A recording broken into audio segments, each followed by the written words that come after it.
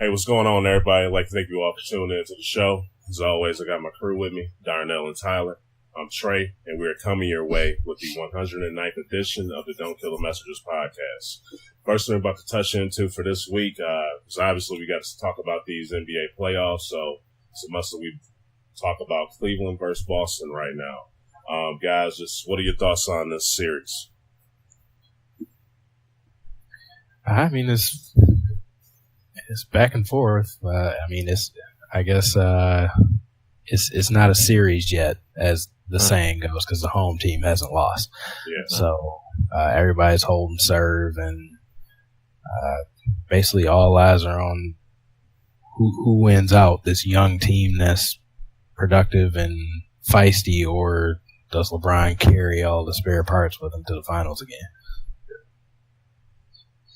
Yeah, I mean, I don't necessarily want to say like it's been disappointing, but it's been a little disappointing. We haven't had a game that, has come down to the final possession. Yeah, really worth watching. And what would have it been? Game 3 or 4? I think maybe it was 3 and 4.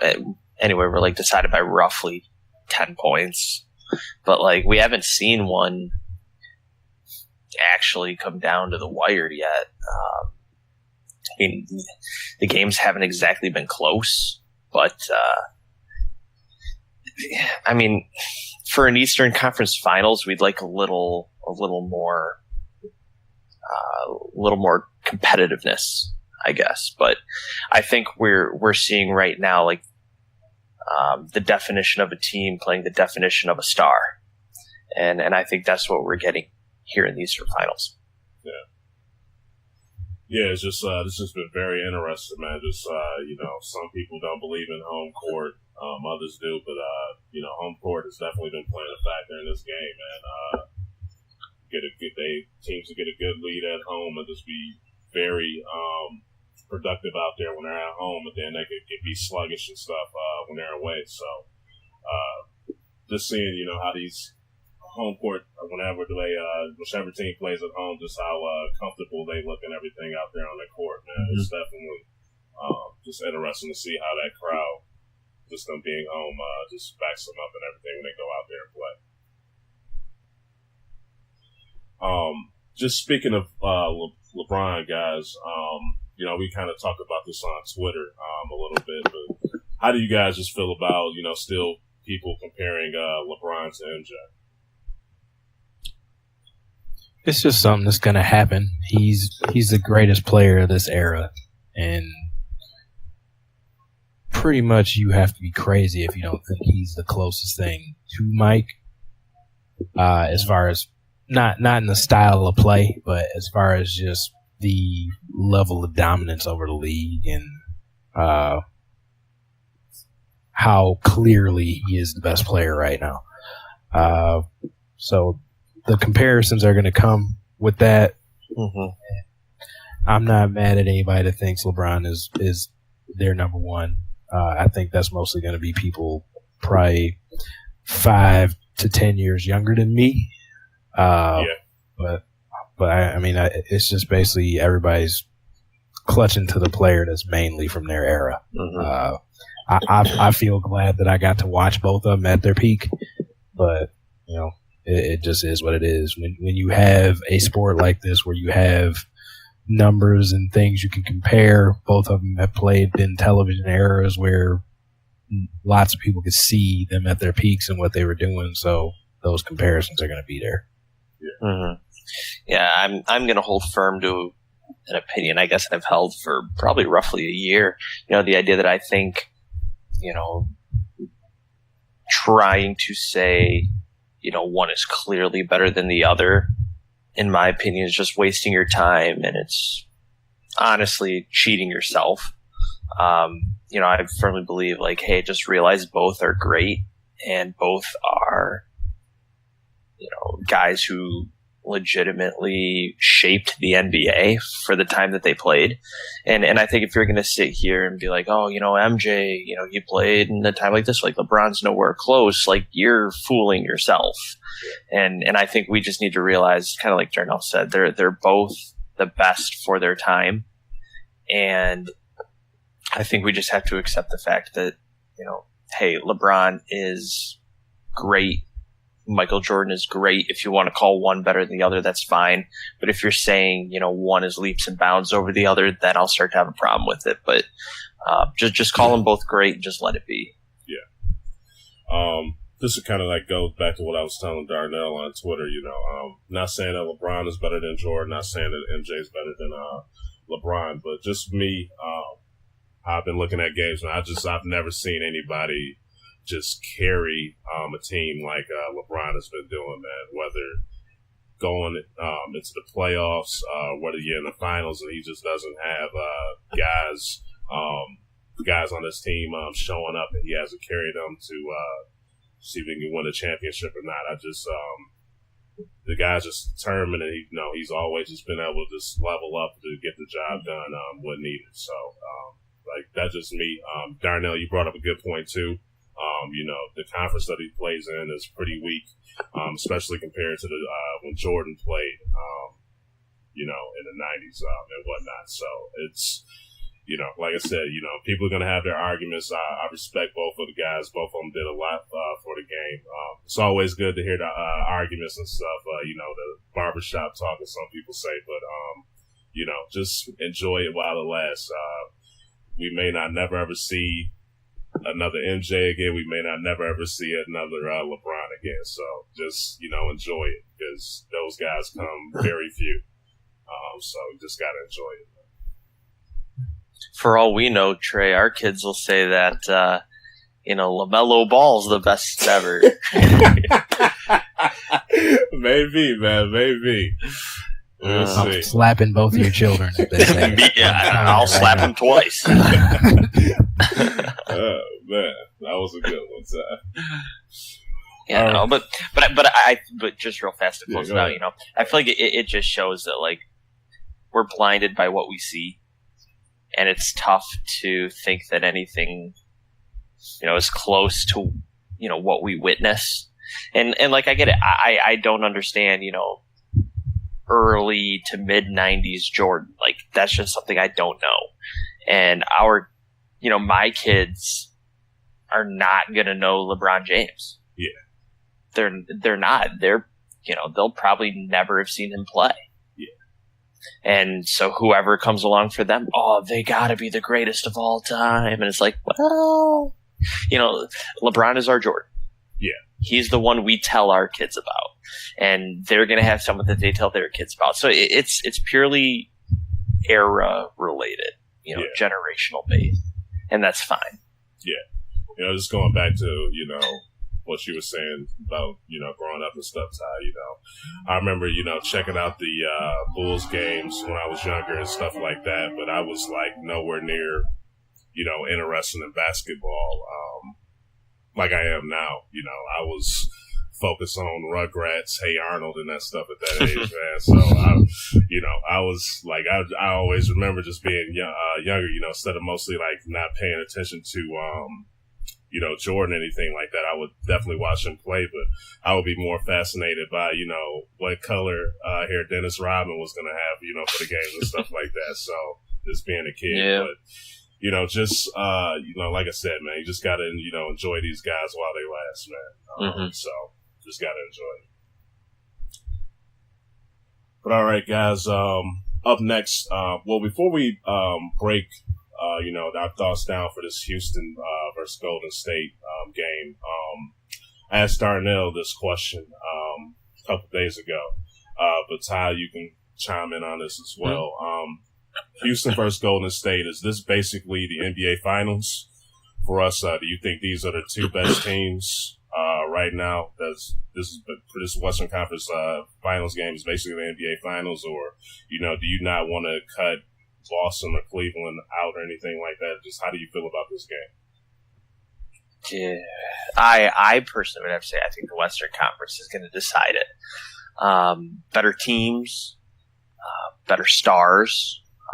I think LeBron is the 1A here, but if you compare this, Cavaliers team to either team in the West, you're looking at, comparing Steph with LeBron, and then I would take anybody else or KD with LeBron. I think it just proves my point. I would take anybody else on the roster after you get past who we claim is the best player on either side. Yeah. I would even take the, Golden State bench over some of the guys on the starting lineup for Cleveland. But, then I think we look at Houston, and I think we're also seeing a very well-oiled machine there. And the Cavaliers, it's kind of like the meme where there's, the stick figure poking something with a stick, and it's like, come on, do something. It's like we do that with LeBron, and we expect him to literally be Mr. Everything for Cleveland, and when he doesn't do it, it's kind of like, what are you doing, LeBron? Like, you should be better than this. But it's like, look at all the other teams in the league. Somebody's getting help. LeBron's getting nothing. And we saw him average, almost 40 a game a couple of years ago against Golden State in the finals and lose. Yeah. I think we would have to see something very similar for it to be even interesting if Cleveland moves on. I do think the Celtics have a better team than Cleveland, but I think the Celtics, if they wanted to be in this finals, needed, or to compete in this finals, I would say they would have needed at least Kyrie. Yeah. I can agree with that. Anything to add to that, Darnell? Or No, you covered most of it. It's just, to go back to the eras or whatever, but this is just where the NBA is right now. It's very, the talent level is weighted to one conference, and that's the West this year. The best player in the world is still in the East, and that's LeBron, and he's doing what he can to make his way to the finals again, and he's making a great effort at it. But look at the effort going to what Ty said, what LeBron had to do to make it interesting in the last. He had to average a triple double last year. He had to pretty much average 40 2 years before that. He's had a 40-point triple double and lost. He had to put 40 up last game to win.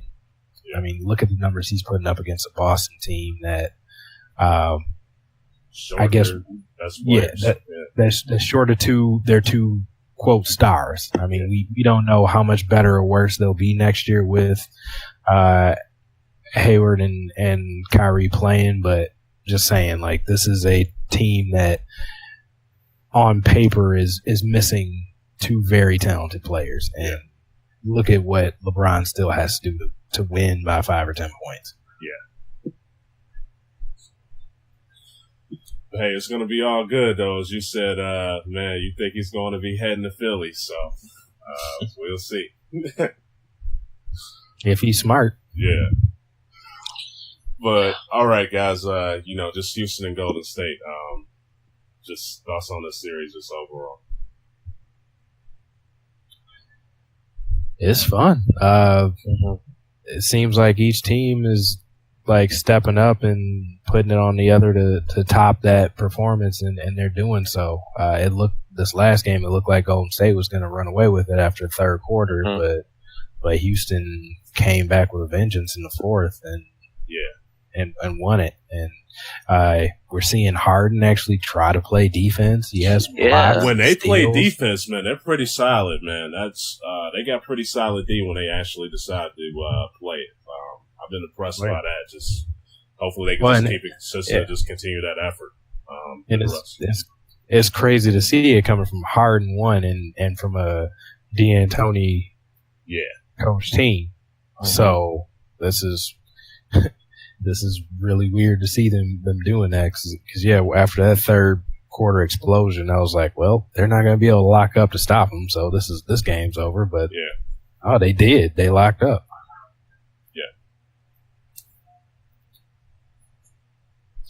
Yeah, I think the story of James Harden actually looking like he somewhat cares on defense is huge. I think we are seeing what happens when he decides to be a two-way player. I think and I find it really interesting because I feel like he's the one guy in the NBA that we totally kind of let slide on the defensive end of the floor. Yeah, we make fun of him for it, but like nobody really cares that James Harden doesn't play a lot of defense because of what he does offensively. Yeah. But I think we're seeing Yeah. But I mean, I think we're seeing how much, him actually playing defense makes a difference. I think, it's great that we're actually seeing Golden State be contested. Recent years, they haven't really seen much competition in a 7-game series. And I think we're actually going to see this I think we're obviously going to see this get dragged out to at least 6. But either team that moves on is going to deserve this series. Mainly because you're not going to win this series giving 100%. You're going to have to give 110. So, I think this is the series everyone has their eye on, and I think everybody's expecting the winner of the NBA Finals to come out of this one. Just one thing for me, the series is tied 2-2 right now. Somebody I would really like to see step up a little bit more for Houston is Eric Gordon. He's kind of been missing some shots, in this series. Kind of been started on, the series prior to. He's kind of just been slacking, missing some easy buckets and stuff like that. So I think he's going to have to be huge. I like that, he's still shooting the ball regardless, whether he's making them or missing them. With a guy like that, all it takes is one shot for him to get his rhythm and everything like that. But he's really going to have to, knock down those shots to have Houston win this series possibly. He's a great player, 6th man of the year reigning, so he's really going to have to step up and knock those buckets down, continue to help this Houston team out by slaying this beast. So, see that. But anything else to add for this Golden State and Houston series, guys? No, just at least keep some interesting basketball going for us. Yeah. All right. Now, both series are tied 2-2 currently at the moment. For Cleveland and Boston, who you guys think is going to win the series out of those? The winner of this game tonight. All right. Yeah, I mean, I wouldn't doubt that. I wouldn't be shocked if LeBron finds a way. He's found a way before. Always does in the Eastern Conference. We've doubted him before. We've thought this is going to be it, but I think I'm so torn. And I've gone against LeBron and I've gone for LeBron. I've been right and I've been wrong. I'll take.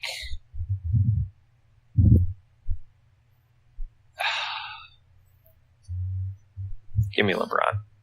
All right. I'll take him 9 out of 10. Okay. Now, what about Houston and Golden State? I'm still going Golden State. That one's even harder for me to pick than the other one that's hard to pick. Once again, wouldn't be surprised with either team.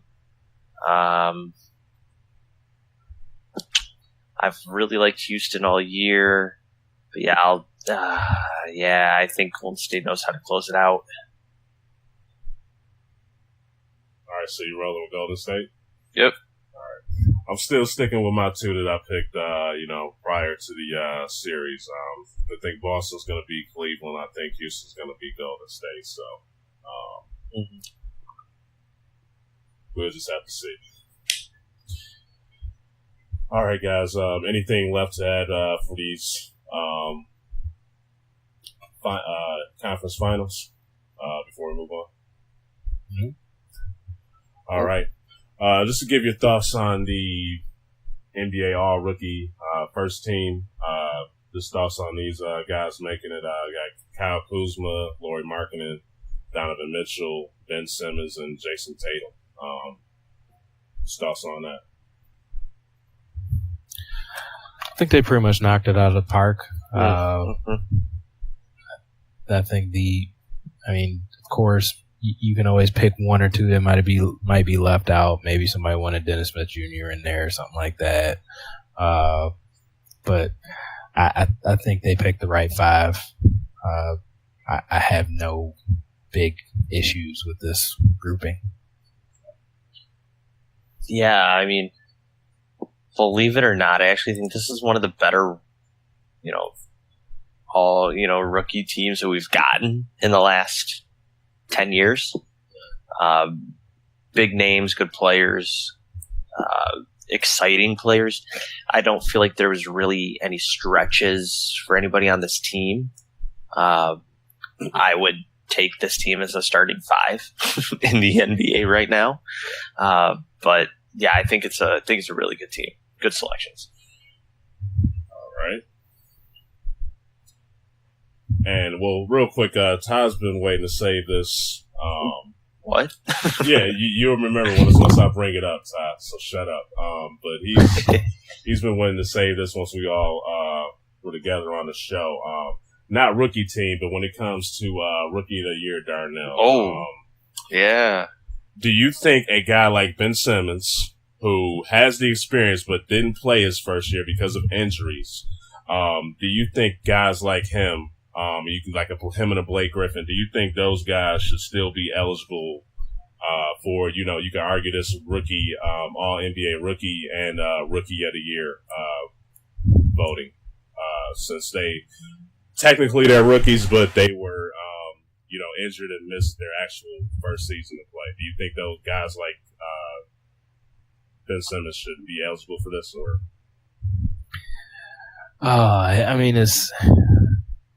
I see both sides of it. I feel bad for Donovan Mitchell having a season like he had, but then you got Ben Simmons, who just kind of was that beast all-around player, but he's technically in his second year, even though this is his first year actually playing. So I do get the gripe from the true rookies, not your red shirt freshmen, as basically what Ben Simmons would be. But I guess I just take it like that. And look at it like a college player. If you don't play a single game, you still keep your 4 years of eligibility. So if you technically don't step on the court, I can see why they still call you a rookie. So I'm not mad either way, but I do understand the gripe for that other player that is a true freshman not getting the award. And I'll completely agree with that. I think that's a really good way of putting it. And I'm not mad either way. I mean, I'm not going to lose sleep over it. But I was telling Trey a couple weeks ago. Personally, I don't think Ben Simmons should be considered a rookie. I understand not seeing the floor, but I also understand he's had a year of training, a year of seeing the game, a year of learning the game, while Donovan Mitchell and others are, tossing around the college life. Granted, yeah, they're all focused on basketball, but they had the college game to worry about at the time. They weren't getting that next step up that Ben Simmons was getting, despite not seeing the floor. So I guess the question I'll answer and then ask. My answer is I do not think Ben Simmons should be considered a rookie. If you had to give an answer yes or no, should the Ben Simmons, at the time Joel Embiid, be considered a rookie in their second year in the pros, but their first year of play? Do you think that should still be considered a rookie? If I'm making a league right now, I would probably not put a rule like that in place. So the answer would be no, you would not consider them rookies. Yeah. Okay. I mean, and like I said, I don't think there's a wrong answer. and I don't want to make it sound like I'm like all bent on it because I'm not. No, I'm not. Yeah, but it's just, I think even just learning the game, sitting there helps. night in and night out, being in practice. You have year-round pros too. Yeah, like even though you're not playing, you're seeing how to conduct yourself, how to focus on the game, how these guys practice, how they do things. So yeah, you do have a leg up. I mean, you're hitting the weight room differently. You're, you're probably getting better fitness, better nutrition, better. Well, yeah, you don't have a strength coach that's worried about 15 guys like you do in college. You have a personal trainer that you can spend money on to get you ready. Yeah. I mean, you can use the team's facilities, but most of these guys are going to their own people because they're making their millions right now too. So. Yeah. Good cases by both of you guys. All right, now we'll touch on the All-NBA defensive team, which is Robert Covington, Anthony Davis, Rudy Gobert, Drew Holiday, and Victor Oladipo. Thoughts on that, guys? A couple shots out of left field here with Drew Holiday and Robert Covington. Yeah, same two notes. Like, I can't necessarily sit here and say, "Wow, those guys are really good defensive players." Yeah. Especially when there's at least one name that we're used to seeing on this list. Yeah, I was about to ask Draymond Green. How you feeling about your boy getting second team instead of first team, man? I was shocked. I mean, it's like I said, especially, Ty called out some of the names there, like seeing some of those, I'm like, oh, really? Robert Covington? Yeah. Really? Okay. It's going that way. But, it is what it is. I can't say I sit and watch each team play 82 games. I saw a decent bit of Philly's games, but I didn't see him as just this super game changer. But, averaging 5 blocks a game, that's big. Yeah. So, no, he didn't. He averaged a block a game. So no, I'm sorry. Yeah, going off. That's 5. Yeah. So, I guess I'm just. He never stuck out to me as some just like beast in the paint or locking people down. So that was a shocker to me, especially. From his own team, I probably would have put Embiid on. Oh yeah. Yeah.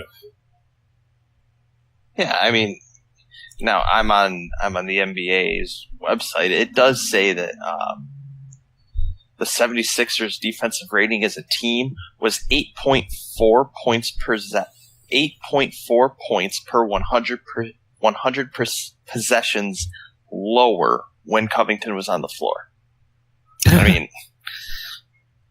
Sure.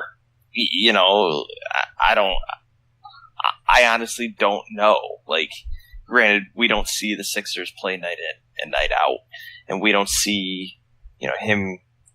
Sixers got more national airtime this year. Don't get me wrong, but you could have easily probably put Draymond Green there, and then like with Drew Holiday, I'm only going off what NBA is saying here. NBA.com saying like 9.1 fewer points per 100 possessions with Holiday on the floor. Like, just because the team's better when you're out there because you're the starting point guard doesn't necessarily mean you're a great defensive player. Like, it's just, I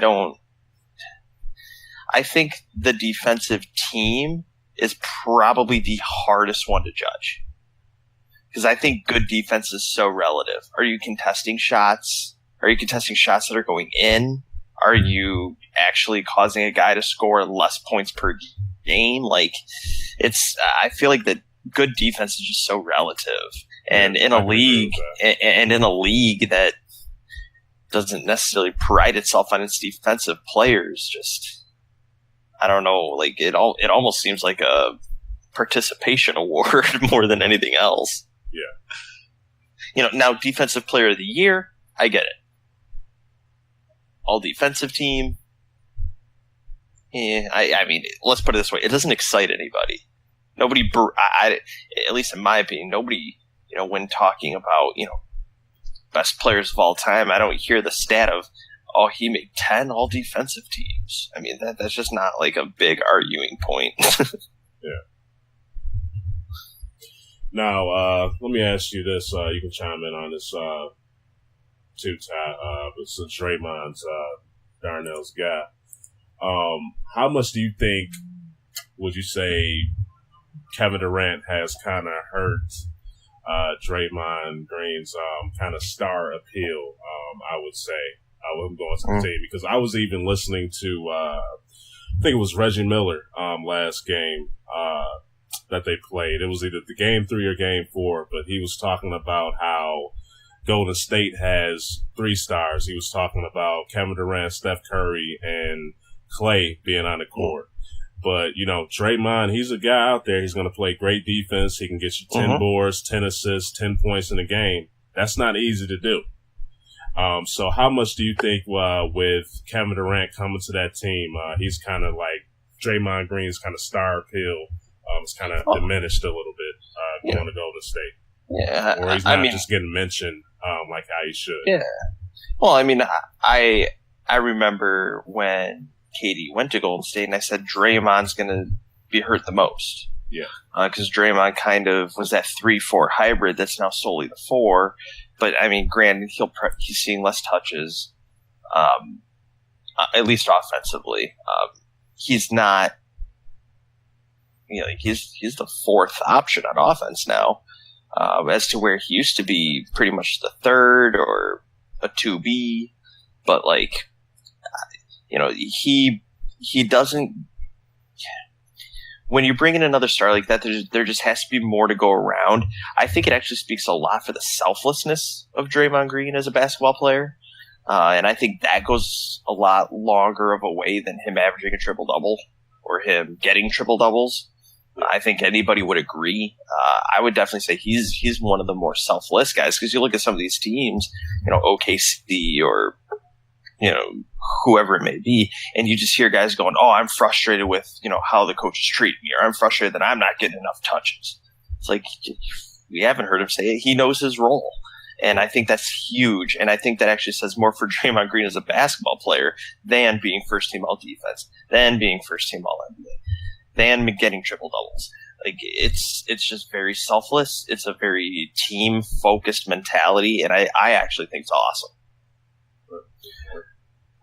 Yeah, I mean, I guess I wouldn't say it hurt his star appeal. I mean, I don't think a lot of people consider Draymond like a star or superstar, even as talented as he is. Like, who was it? I mean, all-star, he's got I'm not saying his talent level. I'm just saying just how he's seen in around the league. Like, some people still just kind of underrate him a lot. Like, I want to say it was last round where Chris Webber, I think it was saying, like, there's teams in the league that Draymond wouldn't start for. And it's like, wow, really? You think that? Like, this is a 2-time defensive player of the year, and like, he has pretty much shown he can do most things on the court outside of just like be LeBron or KD or Steph or something like that. Like, he's not gonna score 40. Or average that or something like that. But he can do pretty much anything you need him to do on the court. So, like, I guess I don't feel like KD coming on the team took away from his stardom, because as good as he is and the accolades he's built, I do still think he's an underrated player. So I'm not shocked by that. And I just think this, the all defensive team, just if he's not on the front of your mind, I still think just some people forget that he's there. And that's even with the waves that he can make, as far as like getting under people's skin and stuff like that. And I do think some of that stuff holds him back too. All right, guys. Anything else to add for that before we start to talk about some of the coaching that's going on in the NBA? No. All right. Start things off with coaching. Guys, just what are your thoughts on Doc Rivers getting that extension for the Clippers? I know some people were questioning whether or not they were going to get rid of him based on some of his decisions and stuff he's made this year, how the team's been going. But he's got that extension, so just thoughts on that. They must have really thought it was going to be hard to find another coach. That's about all I can say. Yeah, it kind of makes me wonder, kind of like Darnell's saying, like, do they think that nobody out there's worth a shot? I do find it interesting that, you trade away, or Chris Paul wasn't a trade. Was he a free agent signing? He was a sign and trade, was either way, your roster loses Chris Paul. Yeah, because they got Beverly, because they got Beverly and part of okay, yeah, sign and trade. Yeah. So you lose Chris Paul, you lose Blake Griffin. I mean, to me, it only would have made sense to bring in a new coach as well, not because you dislike Doc Rivers, but because times are changing, and the NBA is moving on without you. But hey, they're bringing him back. That's fine. He's, he had a few decent runs with the Clippers, making the playoffs and all that. But in the West right now, they just don't have a playoff roster, and I think they're going to rely on the experience of coaching to try and get them there. We'll say this, Darnell, you brought up about the coaching. We're going to get into these two in a minute, but, it's two hot coaches out right now, man. They could have gotten with Casey being fired recently and Stan Van Gundy, too. So it's, they had some guys to possibly, talk to and negotiate things with, but, must really like Doc Rivers. Hey, it is what it is, I guess. But all right, guys. Now, what are your thoughts on Casey getting fired out in Toronto? I think that was shocking. Yeah, go ahead. It was shocking, but I think this was just one of those where they were just like, something's got to give here, and the players are under heavier deals. So the easiest thing to do is get rid of the coach and see if you can make a splash and bring a big name in, but who knows if that happens or how it happens. But I just think it was just one of those, something has to give because we can't get over this LeBron hump. So even though we have a coach that is probably going to be in the running for coach of the year, we got to make a move. Yeah, and I also think it's one of those things where it's like, they got embarrassed by Cleveland, a team that they should have at least took to the wire. You have a great regular season like that, and you fall flat on your face. Like, it's when you have a roster to win now, and you don't win, you're done. And I get it. Like, I do think it was a premature firing, but that Toronto roster should have been a lot stronger in the end than they were. And unfortunately, a lot of that always falls on coaching. Yeah. I will say this, just short and simple. I think part of it, he's to blame since he's on the team, but I think it was more the players than Casey. For them to go out there and dominate in the regular season, like they've always have, they've always had a good regular season under Casey, then to come in the playoffs and just completely, fall short every time they get into the playoffs. I think that was mostly on the players and Casey, but something does got to give. So it's always, like you just said, with that, it's always easier to get rid of the coach than to, kind of blow up the team or try to get a trade or something like that. So just have to see. I don't think that we've seen the last of them, though. Somebody's going to pick them up soon. So just have to see here. All right, guys. Now we're moving on to Detroit. Stan Van Gundy, he's out. couldn't reach an agreement with the team to regarding his president position and coaching position. So both came to an agreement to part ways. Just thoughts on that happening with the Pistons. It just kind of had to happen because, like we had talked about it through past shows, just doing both jobs was not beneficial.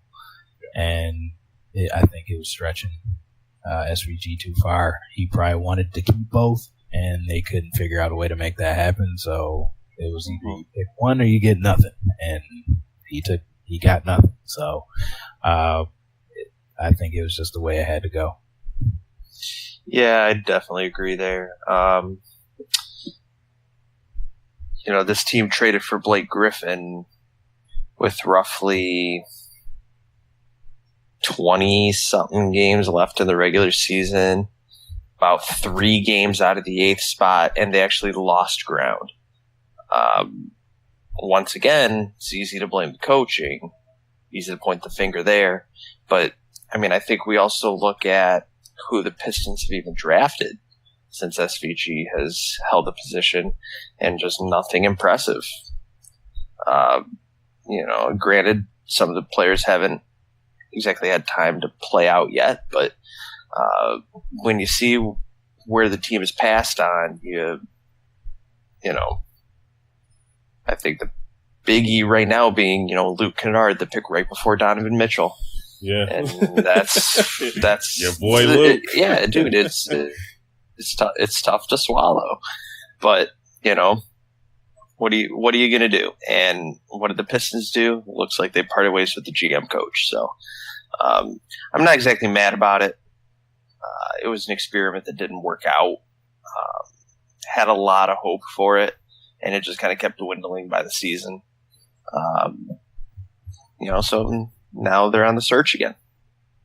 Yeah. It's kind of off topic for a quick second, but Darnell, I think it was your boy Kid who kind of started that, man, with wanting to have a office position and coach. Because I remember when up in Doc Rivers. It was Doc that started before? Yeah. Okay. Yeah. Yeah. Well, he was one of the Trailblazers. I know that. Yeah. I remember up in for the Nets. He tried to get that happen. But yeah, okay, it was Doc. Yeah, I was thinking about that. But guys, with this Pistons team, like I said, you got Casey, he just got fired, so he's a potential piece to possibly go to the Pistons. Tyler, we were talking before the show, you were mentioning some other guys with Brent Berry and Chauncey Billups and, some other guys too. But who do you think would be a good ad for the Pistons to help this underachieving Pistons team out? For coaching or for GM? Let's do both. Who y'all got? I'd love to see Chauncey take GM. I would hope it'd be a little better than Dumars, with the former player route, but I think Chauncey, he'd be very likable. Everyone would love it. Just a bright basketball mind. I think that'd be great. In terms of coaching, I think they're at least going to try and make a move on Dwayne Casey. I think you have to. If he's available, he's probably going to be the hottest name this offseason in terms of coaching. But another rumor I'm seeing swirl around that the Pistons are at least going to give a look at Becky Hammon, which I think could be super interesting. Very brilliant basketball mind. If the Pistons decided to go with it, I wouldn't exactly be mad because, let's put it this way, I don't think they could be doing much worse than they're doing right now. Just real quick, guys, concerning Becky Hammon, how easy you think it's going to be tough for her to get a head coaching gig in the NBA? Just with women's self-entry, or you think that'll be? I wouldn't say tough. I would say challenging because she's going to get asked a lot of tough questions regarding head coaching. I not saying that it's right or it's wrong or it's fair or it's unfair, but where a male head coach would be asked to run a mile, she'll be asked to run 2. And I think teams would just want to be sure before we bring on a first female head coach in the NBA. Can't necessarily say that I would blame them, but I do think she's going to get a fair look from a bunch of teams. Okay. I think it is going to be hard for her. I think she's going to get the lip service just so teams can keep that image so they don't look like they're sexist or whatever. But I think it still comes down to, I don't think it's right, and I don't think people should think this way, but I think it's still going to come down to how comfortable are we with women coaching men.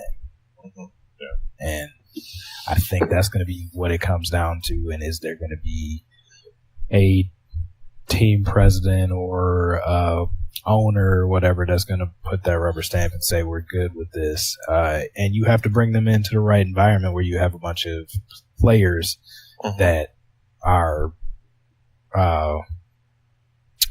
responsive. Responsive and forward thinking enough to give this a shot.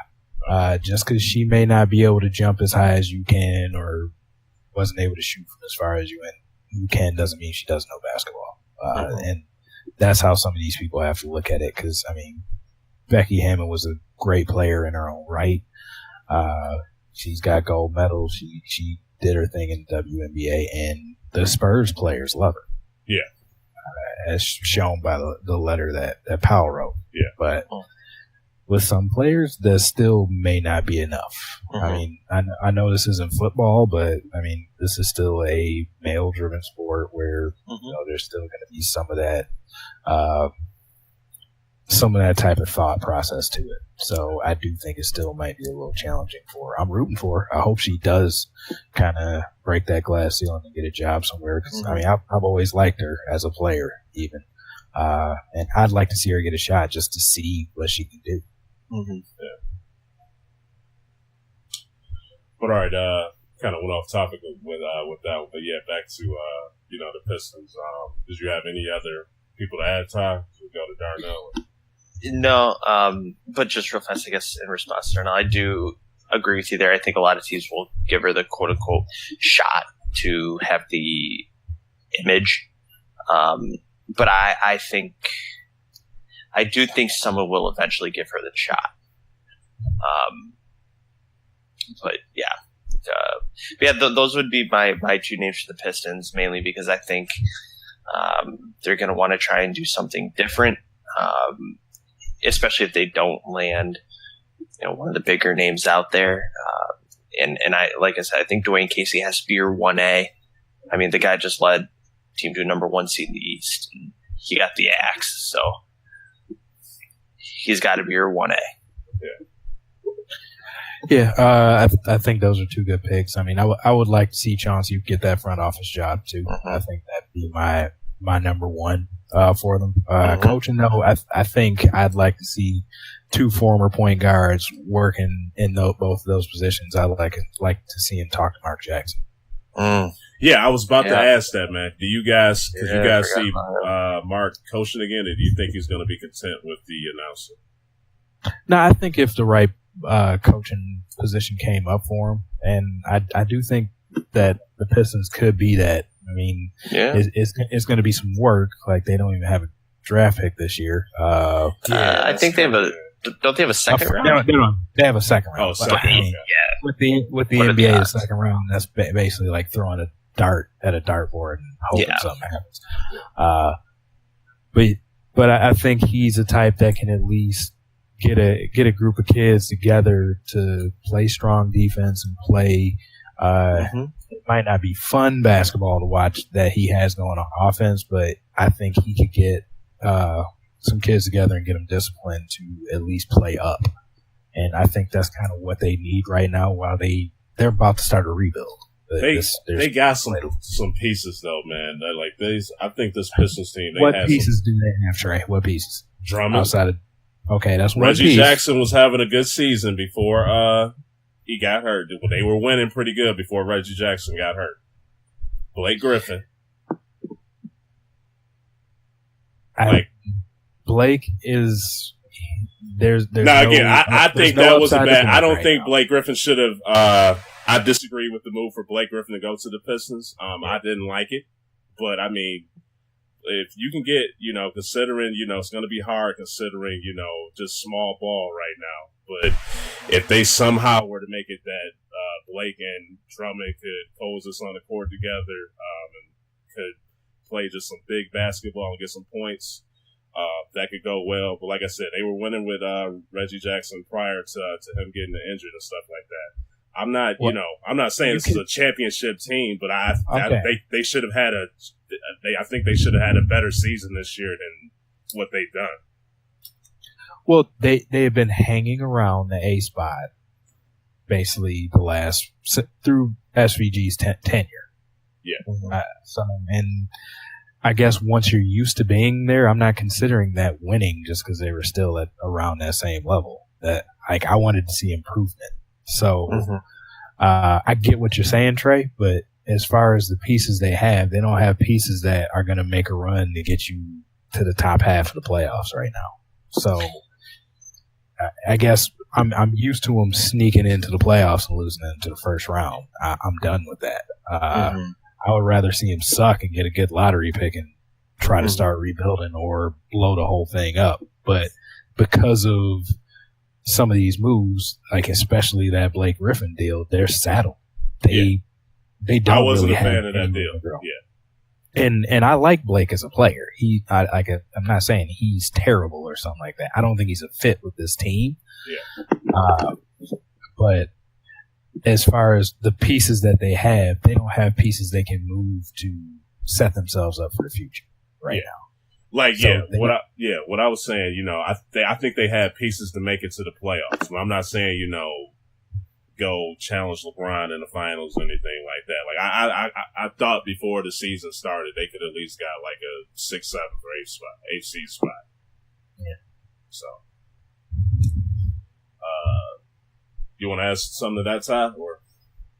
No, I mean, I actually side more with Darnell on that one. If you continue to hang around, barely making it or barely missing out, like in reality, I think the Pistons should at least be a 6 seed in the East.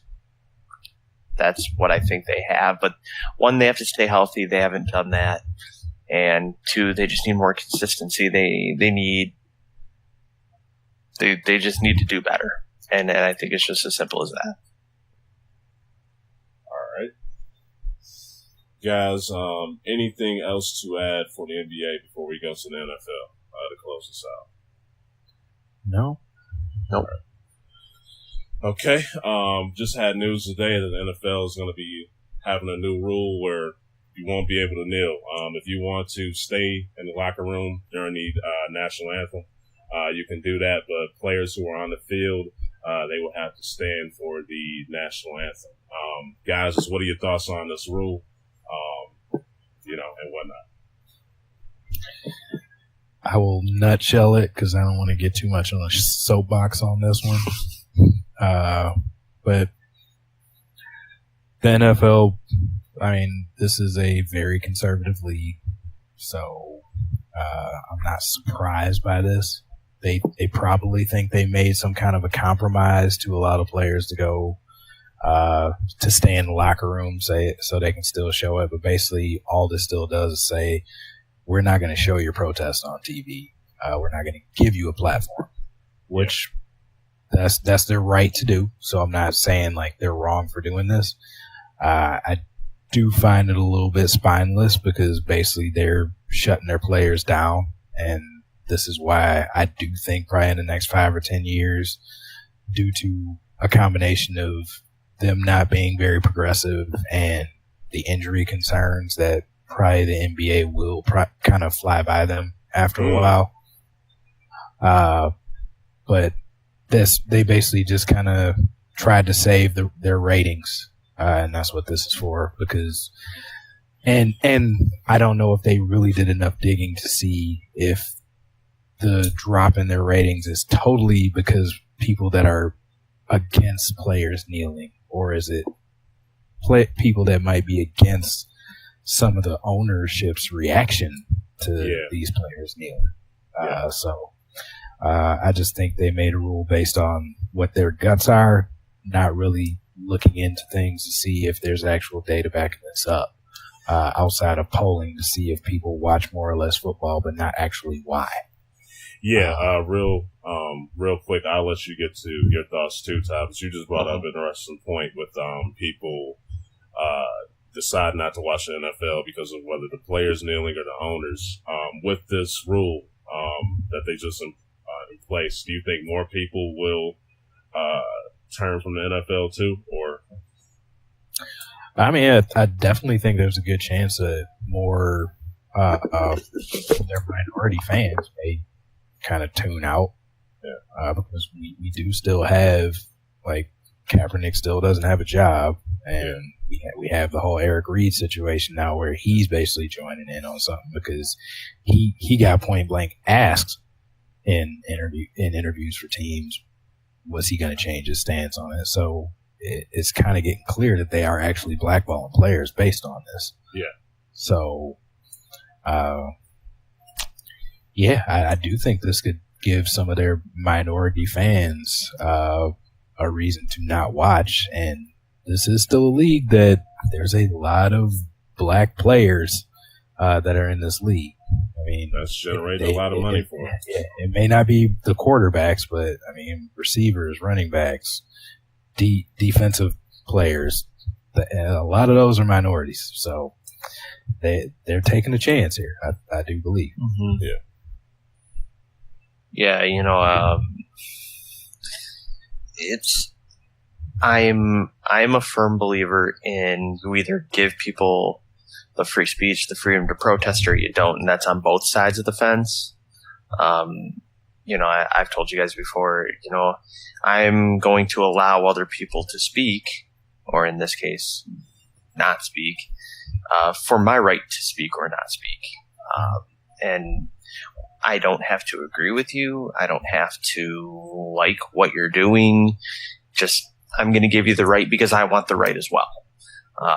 And the thing I find super interesting here, kind of like you said, Darnell, I kind of wonder how much of this is the NFL saying, hey, like, you guys go with this and we'll give you this. So there's some sort of a payoff or something, hidden away that no one else can see.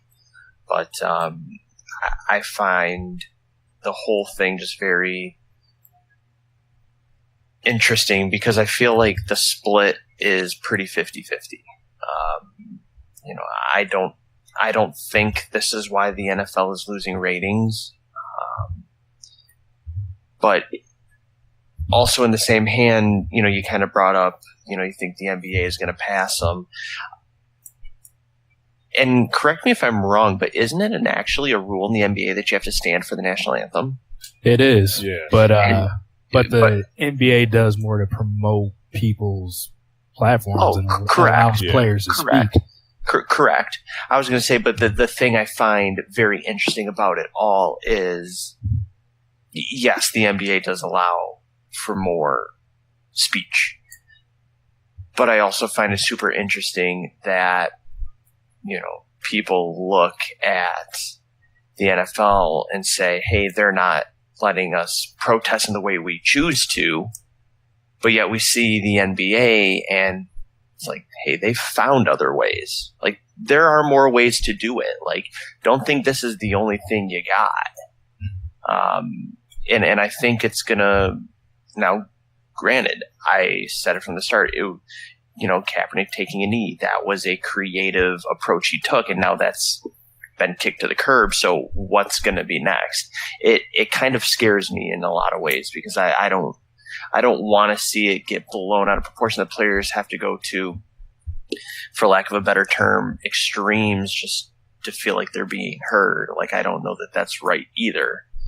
But I think the NFL does need to be careful, and I'll agree with you there, Darnell. I do think people are going to see that the NFL is starting to become this black ball, we want a certain image type league, both with A, protesting, and B, injuries, where they're trying to just cover themselves up the entire time. And,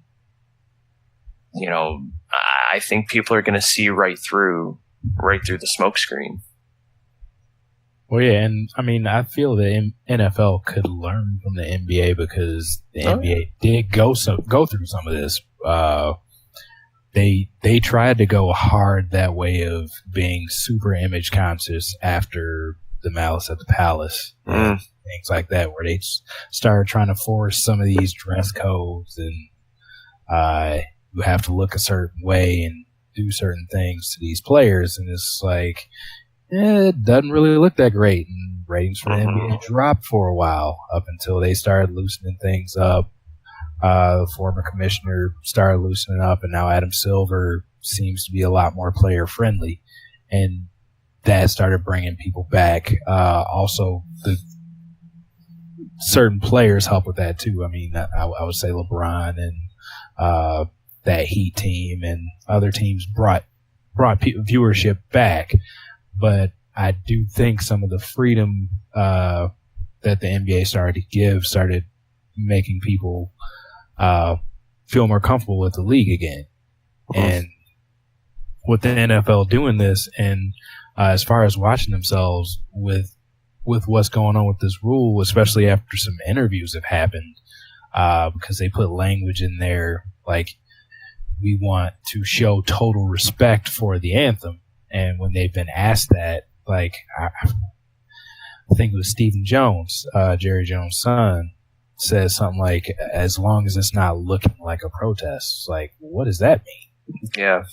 So, like, if somebody's standing, like, you know, after the whole kneeling controversy, some players would stand, put a hand over their heart, but still put a fist up. So does that look like a protest? So does that mean that he's going to get fined? He's not disrespecting anything. And it's kind of funny because also coming from the team that clearly went out there and took a knee before the national anthem. What was that? Yeah. Well, you know what I mean? That was lip service. That was correct. But it's either a part of the protest or it isn't. You know what I'm saying? Like you said, where does that line get drawn? It's so hard. Yeah. So, I mean, they're trying to walk a tightrope that's going to be very, very shaky. Yeah. All right, guys. Anything else to add for the NFL, NBA before we close this out? No. All right, y'all. I appreciate y'all for tuning in. Hope y'all enjoyed the show. As always, you can check this podcast out on iTunes, Stitcher, YouTube, SoundCloud. Just hit us up in that search engine. Don't Kill the Messengers podcast. We should pop up. Also, feel free to check us out on Twitter at DKM_cast. We would love to hear from you guys on there. But till then, we'll catch y'all on the next episode. Peace.